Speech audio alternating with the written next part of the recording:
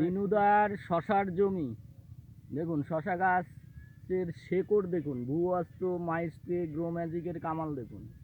এই যে দিনুদার শশার জমি, শশা গাছে শুধু শেকড় দেখুন। হ্যাঁ, তাহলে যদি শিকড় এইভাবে বিস্তার লাভ করে তাহলে শশা কেন ভালো হবে না?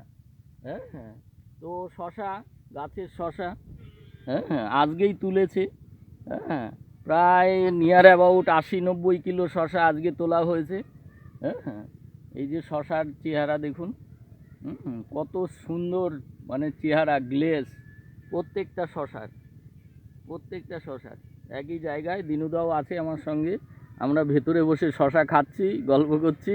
তো এই যে আমাদের দীনবন্ধু বিশ্বাস এবং হাতে শশা নিয়ে বসে আছে। দেখুন শশার কালার দেখুন। হ্যাঁ, এটা বাড়িতে নিয়ে যাব, বাড়িতে নিয়ে গিয়ে এই শশাটাকে আমরা রেখে রেখে খাবো, কোনো ফ্রিজে নয়। আরামসে 7-8 দিন এই শশাটা থাকবে। তাহলে প্রোডাক্টের কোয়ালিটি কি, প্রোডাক্ট মানুষকে, জৈব প্রোডাক্ট মানুষকে কতটা স্বাস্থ্যকর খাবার দিতে পারে, সেটা আমরা উপলব্ধি করতে পারছি। তো কৃষক বন্ধুদের বলবো, আপনারাও উপলব্ধি করা শুরু করুন।